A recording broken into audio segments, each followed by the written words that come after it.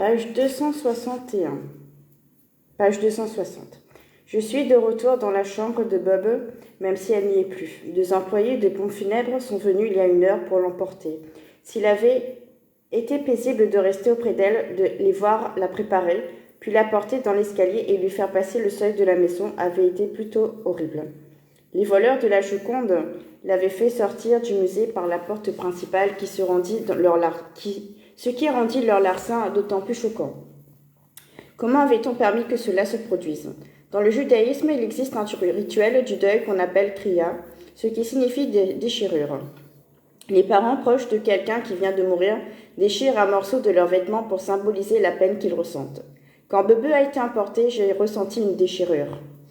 J'ai senti qu'on l'arrachait à moi. Juliane et Jérémie sont au rez-de-chaussée. Grand-maman, grand-papa aussi, ainsi que Franck. Je vais les rejoindre dans 1 minute, mais je voulais passer encore un peu de temps ici. Bob n'a pas quitté cette chambre durant tous les derniers mois de sa vie. Je me suis tellement habituée à penser à cet endroit comme à sa dernière demeure que j'en avais presque oublié que c'était la chambre de mon enfance. C'est là que j'ai lu l'attrape-cœur et appris ma haftara pour préparer ma bar mitzvah, découvert OK Computer, examiné mes premiers boutons d'acné, je me suis rasée pour la première fois, lu Lolita, préparé mes tests d'entrée à l'université et répété 1 millier de fois comment je ferais pour éviter quelqu'un en balle de ma promotion. J'ai oublié tous les mots de ma haftara, de même d'ailleurs que l'intrigue de l'attrape-cœur, et cela fait 1/4 de siècle que je n'ai pas parlé à la fille que j'avais invitée. Mais toutes ces expériences étaient absolument essentielles pour moi au moment où je les vivais, et j'inhale toujours les molécules que j'avais expirées alors. Nous sommes reliés à nous-mêmes et aux autres à travers le temps et l'espace, et donc nous avons des obligations envers nous-mêmes et les autres, malgré la distance. Que voulait dire cet artiste avec les images qu'il envoyait sur orbite ? Que nous existions ? Que nous n'étions pas sans importance ? Personne ne poserait la question de l'importance de l'existence de Bob. La vie lui avait fait de nombreux cadeaux, mais elle avait été condamnée par l'histoire par son courage, sa sagesse et sa faculté de résistance, à faire figure de géante. Quand elle partageait le récit de cette vie si héroïque avec mes camarades au cours de Talmud Torah, ou même quand elle parlait dans l'intimité de notre salon, ce n'était jamais seulement ma grand-mère qui prenait la parole. Elle représentait quelque chose, elle était une idée autant qu'une personne. Nous la prenions dans nos bras parce que nous l'aimions, mais aussi parce que nous sentions, même enfant, une obligation envers tout ce que nos bras ne réussissaient pas à étreindre. Quand Bebe faisait des sacrifices, c'est qu'il lui apparaissait comme une évidence. Elle avait marché plus de 4000 kilomètres, enduré des températures glaciales, la maladie et la faim, pour échapper aux nazis. Et quand grand-maman et Julien sont nés, la raison pour laquelle elle gardait les coupes,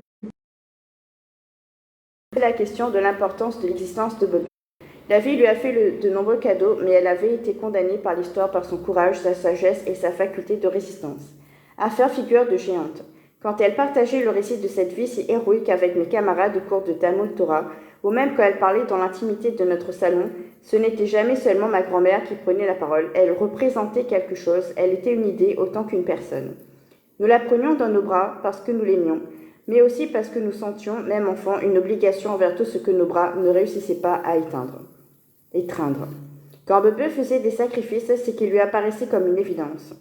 Elle avait marché plus de 4000 kilomètres, enduré des températures glaciales, la maladie et la faim, pour échapper aux nazis. Et quand grand-maman et Julien sont nés, la raison pour laquelle elle gardait les coupons de réduction, faisait des rouleaux de pièces et ravaudait les vêtements déchirés était évidente. Il lui fallait garder ses enfants en bonne santé avec un toit sur la tête. Faire face au dérèglement climatique exige une forme complètement différente d'héroïsme. La situation est sans doute moins impressionnante qu'échapper à une armée génocidaire ou ne pas savoir où vous trouverez de quoi nourrir vos enfants au prochain repas, mais c'est peut-être tout aussi difficile parce que la nécessité du sacrifice n'est pas évidente. J'ai grandi dans cette chambre et Bebe y est morte. Cette pièce a vu se jouer certains de nos plus importants drames familiaux. C'était notre maison, même si elle n'avait pas été construite pour nous. Des gens y avaient vécu avant nous et d'autres y vivront après. Nous avons des obligations envers ces gens, même ceux qui n'existent pas encore.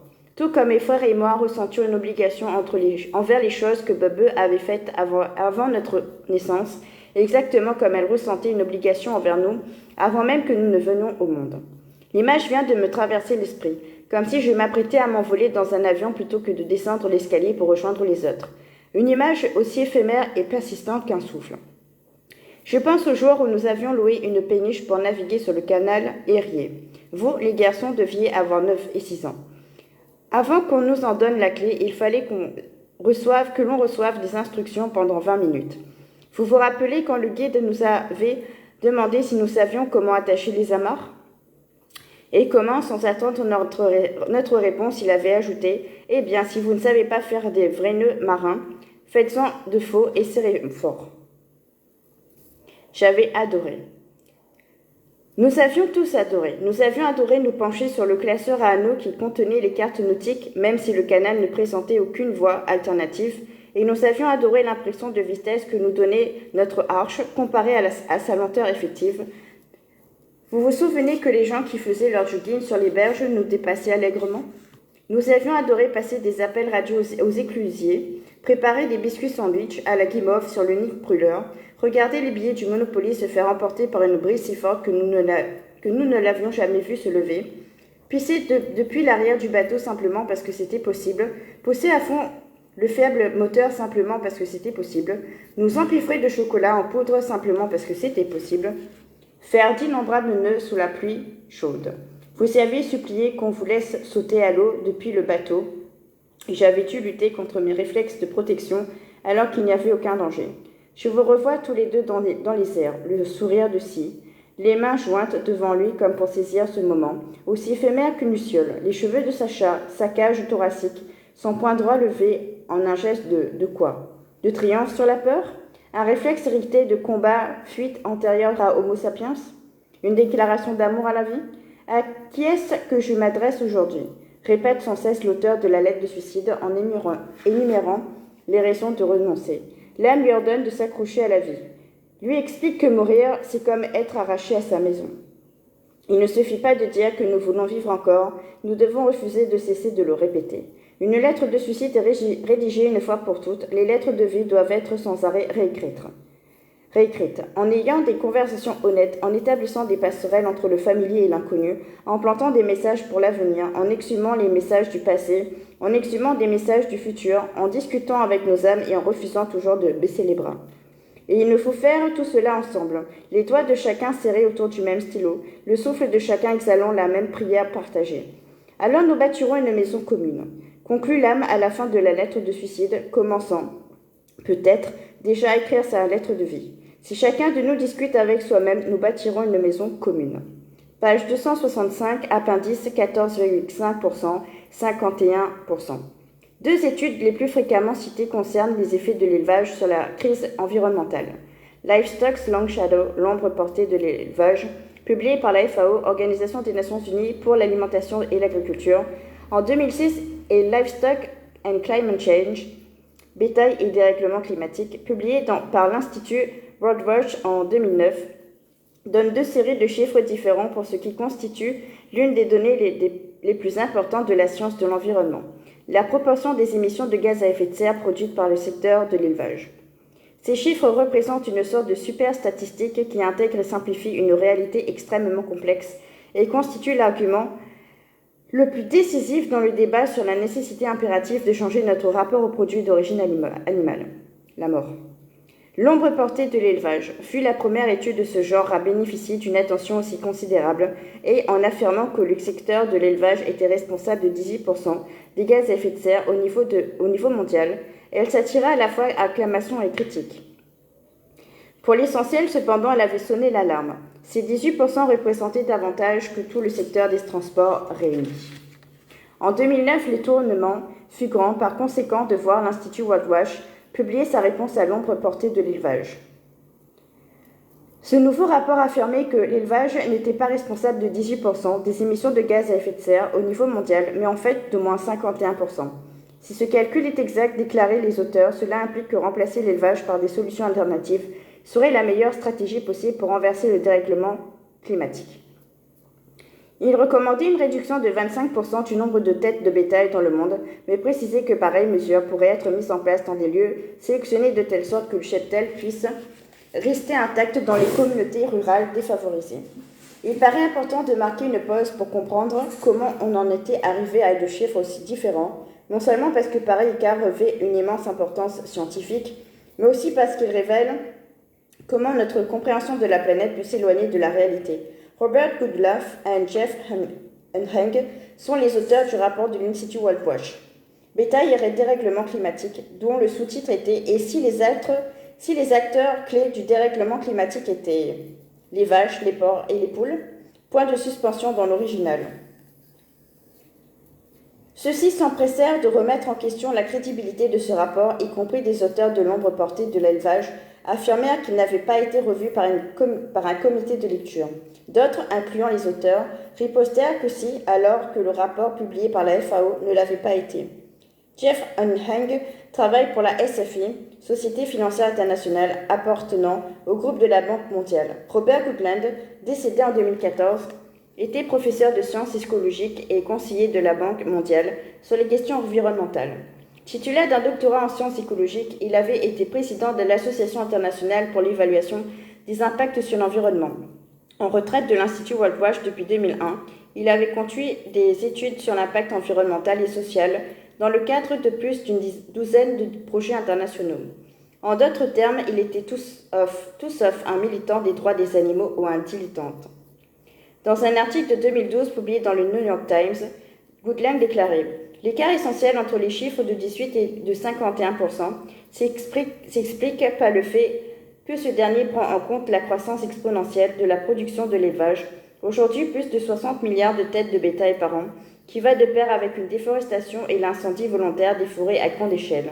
Cette situation est responsable du déclin spectaculaire de la capacité de photosynthèse de la planète, ainsi que d'une augmentation considérable et toujours accélérée de la volatilisation du carbone du sol. » Dans le résumé opérationnel du rapport de l'Institut WorldWatch, Goodland et Unheng développent l'idée que la baisse de l'absorption de carbone associée à la déforestation, commanditée par l'élevage industriel, doit entrer dans les calculs.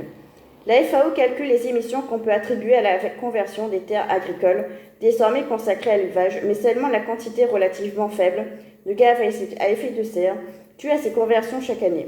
Bizarrement, elle ne tient pas compte de l'importance beaucoup plus significative de la réduction des gaz à effet de serre par photosynthèse qui n'a plus lieu aujourd'hui, étant donné que 26% de terres cultivables à l'échelle mondiale sont utilisées comme pâturage pour le bétail et 33% pour produire le fourrage, plutôt que de permettre aux forêts de se régénérer. Le seul fait de laisser la forêt se régénérer sur une surface significative de terres tropicales utilisées pour les pâturages et le fourrage pourrait potentiellement abaisser de moitié et même plus toutes les émissions de gaz à effet de serre. Dans le suivi de leur article publié en 2010 pour répondre aux questions du public, Goodland et Unheng défendent leur choix d'inclure dans leurs calculs l'absorption désormais réduite du carbone, expliquant « Nous pensons que tenir compte de la magnitude de pareille réduction est scientifiquement justifié parce qu'elle équivaut à une augmentation d'émissions de la même importance. » Goodland et Unheng corrigent entre les chiffres du rapport de la FAO en identifiant plusieurs autres émissions de gaz à effet de serre, GES, inexpliquées, passées sous silence ou attribuées à des sources erronées. Parmi celles-ci, la surexploitation des terres agricoles, la sous-estimation du méthane, les chiffres de têtes de bétail minimisés. Ils affirment que la FAO s'est abusivement appuyée sur les données établies dans le Minnesota, ce qui ne va pas sans causer de problème parce que les méthodes d'élevage y sont plus efficaces que dans le monde en voie de développement, où ce secteur connaît l'expansion la plus rapide. Les auteurs relèvent que, dans certains chapitres, l'ombre portée de l'élevage utilise des chiffres inférieurs à ceux qui apparaissent dans les statistiques de la FAO et ailleurs. De surcroît, la FAO ne prend pas en compte la déforestation dans certains pays comme l'Argentine et ne fait pas entrer dans ses calculs la pisciculture. Finalement, la FAO ne prend pas la peine d'expliquer la quantité substantiellement plus importante de gaz à effet de serre imputable aux produits issus du bétail plutôt qu'à ceux qui proviennent des plantes.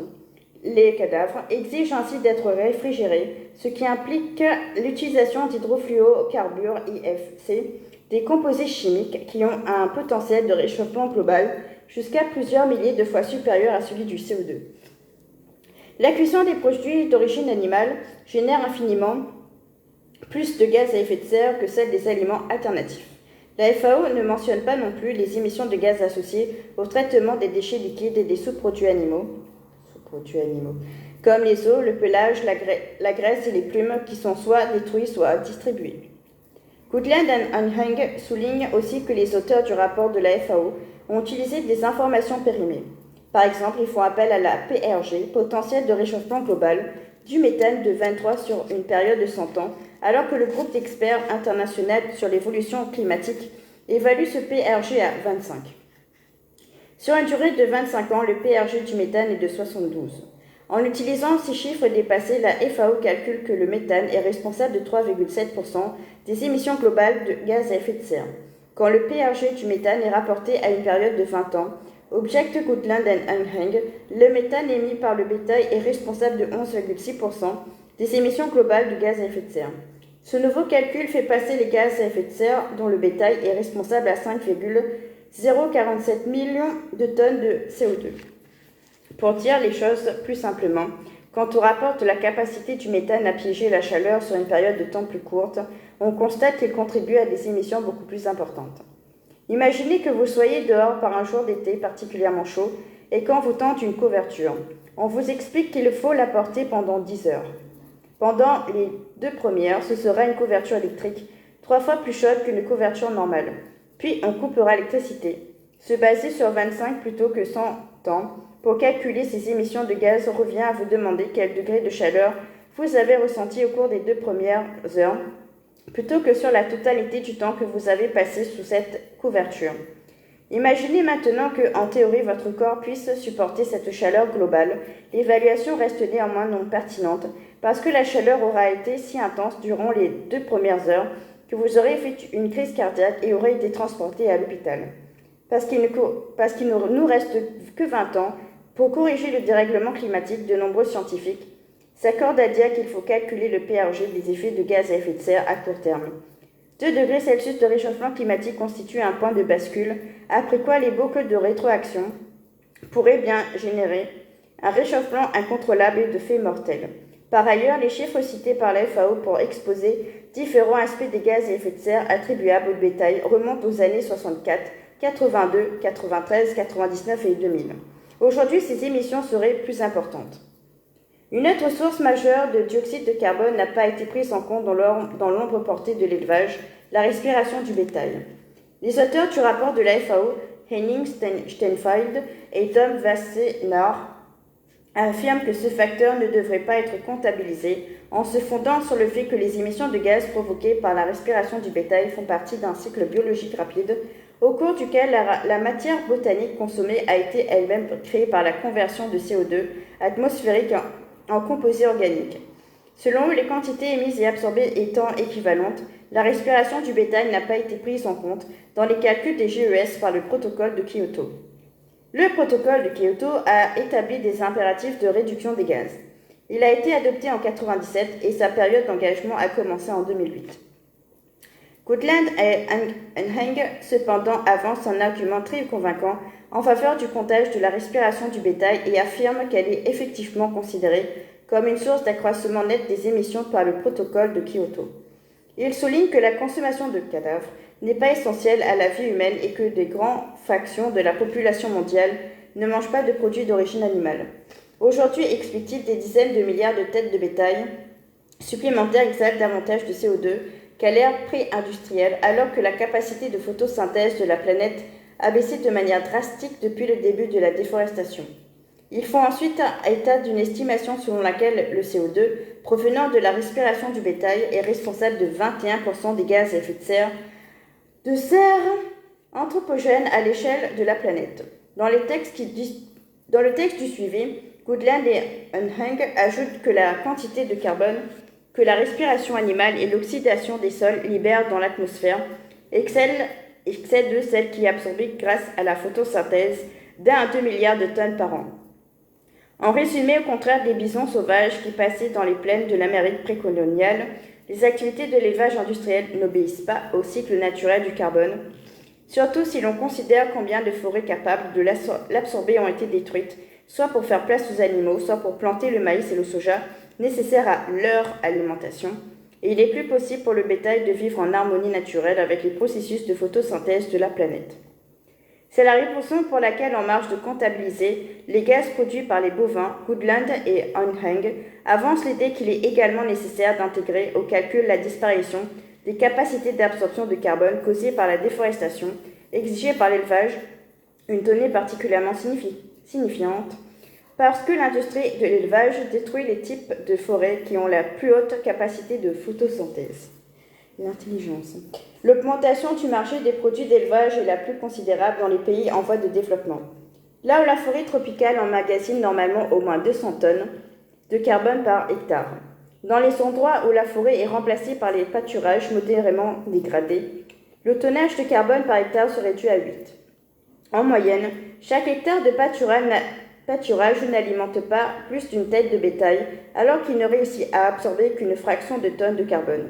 En comparaison, plus de 200 tonnes de carbone par hectare peuvent être libérées en un temps relativement bref, après que la forêt et d'autres types de végétation ont été détruits, brûlés ou absorbés par le bétail.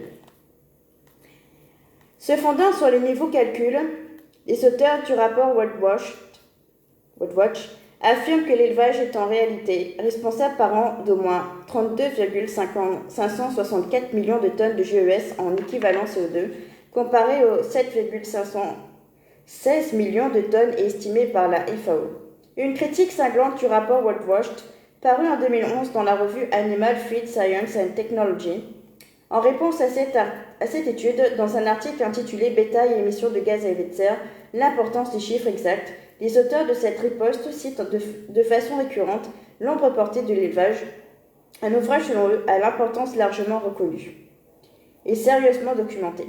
Avant de miner la crédibilité du rapport WorldWatch, en prétendant qu'il n'avait pas fait l'objet d'une évaluation par un comité de lecture et sous-entendant qu'il présente des écarts majeurs avec les protocoles internationaux. Cet article omet de préciser que 2 de ses auteurs avaient aussi participé à la rédaction de l'ombre portée de l'élevage. Contacté par le Philadelphia Inquirer en 2000, le co-auteur du rapport WorldWatch a répliqué que leur étude avait bel et bien fait l'objet d'une évaluation par un comité de lecture.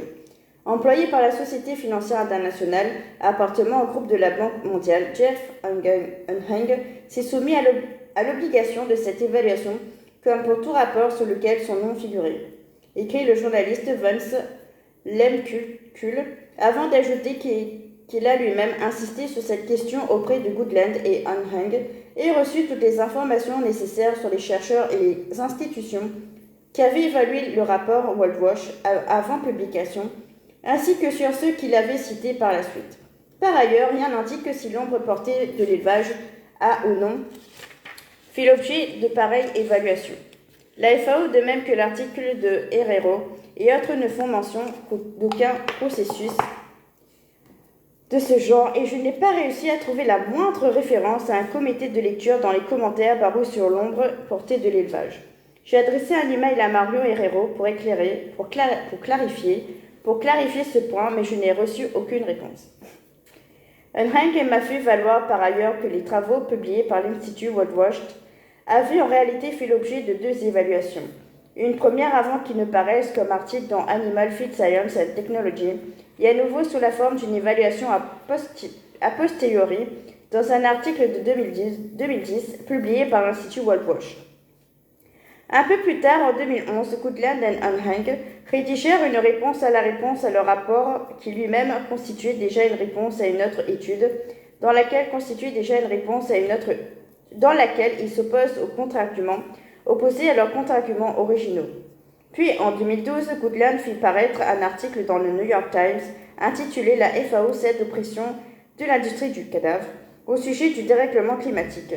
Frank Mitterlehner, écrit-il, connu pour avoir affirmé que 18% est un chiffre beaucoup trop haut pour ce qui concerne les États-Unis, a été nommé la semaine dernière à la tête d'une nouvelle entreprise de collaboration entre l'industrie du cadavre et la FAO. Les nouveaux partenaires de la FAO incluent l'IMS, International Meat Secretariat, et l'IDF, International Dairy Federation, dont l'objectif affiché est de mesurer les résultats obtenus par le secteur de l'élevage en matière d'environnement et de les améliorer encore.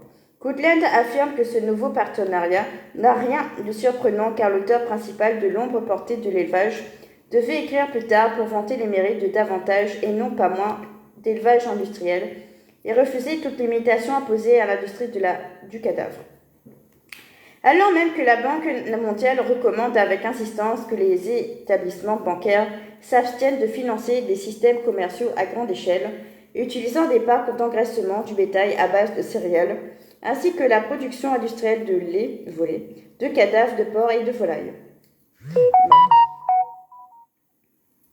Sans grande surprise pour personne, la FAO publiait en 2013 un nouveau rapport dans lequel on pouvait lire qu'avec des émissions estimées à 7,2 gigatonnes d'équivalent CO2 par an, ce qui représente 14,5% des émissions de gaz à effet de serre d'origine humaine, le secteur de l'élevage joue un rôle non négligeable dans le dérèglement climatique.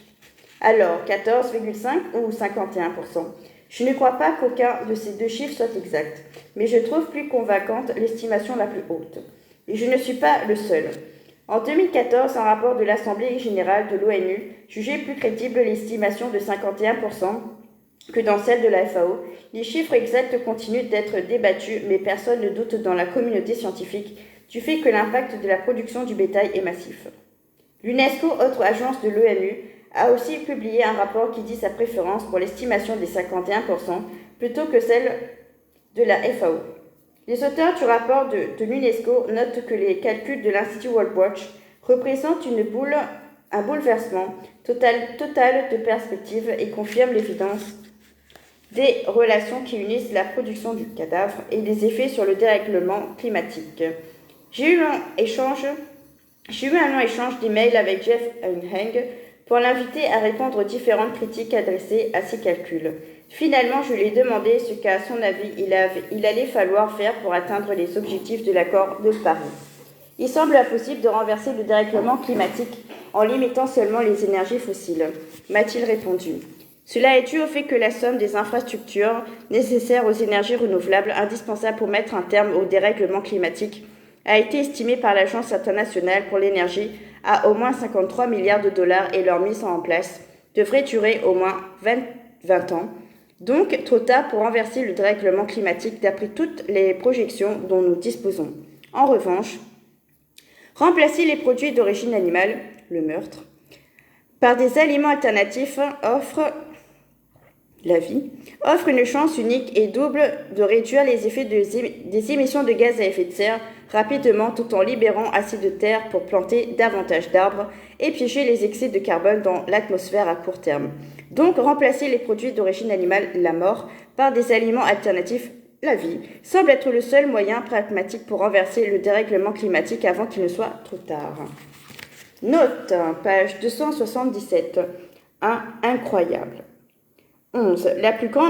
La plus ancienne des lettres de suicide a été écrite dans l'Égypte ancienne et Amen Ancient Egyptians. La première ligne en était discussion avec son âme d'un homme las de la vie. Je n'ai pas le moins du monde peur de mourir, Curl les fins qui tuent 49.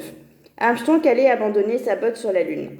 Belch, urine containers, space boots and artifacts aren't just junk. Lorsque Alex, un perroquet gris africain, carré, Alex, a parrot who had a rare rewards, l'Empire romain, Daguerpera, size and duration of empires. Aucun danger imminent, Gannon Operation Drumbeat, le Robert E. Peary, American Merchant Marine at War, Liberty Ship SS Robert E. Peary, les usines de lingerie ont entrepris, Rosener, Women in Industry, des retraités, des femmes et des étudiants oscillant, The Forgotten Generation, 73. Des célébrités ont encouragé l'achat, Fitch, Julia Child, le taux d'imposition pour la tranche la plus haute, Roosevelt Executive Order 92-50. Je ne lis pas le reste des notes. Bibliographie, page 299. Tom Allison, Financial Health of Young America, Measuring Generational Declines Between Baby Boomers and Millennials, Young Invincibles, janvier 2017, HTTP, etc., je lis pas tout. Amazon Rainforest Deforestation Works in 10 Years, says Brazil. BBC News, 24 novembre 2018, HTTP. American Chemical Society, what are the greenhouse gas changes since the Industrial Revolution? Consulté le 31 janvier 2019, HTTPS, American Farm Bureau Federation, First Facts About Agriculture, consulté en janvier 2019. American Merchant Marine at War, Liberty Ship SS Robert E. Peary, consulté le 30 janvier 2019. Babi Samane Nagpur AJS et Decarolis Joseph F. How much do electric drive vehicles matter to future US emissions? Environmental Science and Technology 48 2014. Bailey Matthew, Jennifer Marlone, Xinran Wang, and Anthony Lazarovich, Edward Bosch. Importance of global warming as a voting issue in the US depends on where people live and what people have experienced. Yale Program on Climate Change Communication, November 2, 2018. Baron, je ne lis pas tout non plus. C'est certainement de bonnes recherches. Ça, c'est de la documentation. Remerciements, page 331. Ce livre a commencé par une conversation avec F.E.V. Williams en 2017. Peu de temps après, il m'a présenté à Abbey Banks. Tous deux ont été des interlocuteurs généraux tout au long du processus d'écriture et m'ont aidé à penser qu'un changement significatif est possible. Simon Friedman, comme l'aurait dit ma grand-mère, est une force de la nature. Son énergie, sa sagesse, son ambition et son optimisme rendent accessibles même les visions les plus idéalistes. Le premier pas vers le changement qu'il nous faut opérer dans nos vies est de savoir quels changements sont nécessaires. Grâce au travail de Simon, ainsi qu'à celui de Manny Friedman et de JF Philanthropie, la connexion essentielle entre le dérèglement climatique et l'élevage s'est finalement faite dans la conscience publique. J'ai engagé Tess Gunty comme assistante de recherche, mais elle est rapidement devenue ma première lectrice et au bout du compte ma collaboratrice. Chaque phrase de ce livre a bénéficié de son attention sans faille. Je ne peux imaginer de sujet plus complexe et plus controversé que la crise planétaire et le choix alimentaire. La vigilance de Hunter Braithwaite dans la vérification des faits m'a été indispensable. J'ai été en contact avec de nombreux experts en climatologie durant la rédaction. Je leur suis reconnaissant pour le temps qu'ils m'ont accordé, les informations qu'ils m'ont fournies et les connaissances qu'ils ont partagées. Brent Kim, Rachel Santo avec un Y et Jeff Unhang méritent d'être tous spécialement mentionnés. Les éditions Farrar, Strauss et Giroux m'ont un jour rappelé qu'elle change la vie d'être écrivain. Je veux dire toute ma gratitude à Scott Auerbach, Jonathan Galassi, M.P. Creer, Spencer Lee, Jonathan Lippincott, Alex Merto, Julia Ringo et Jeff Serro.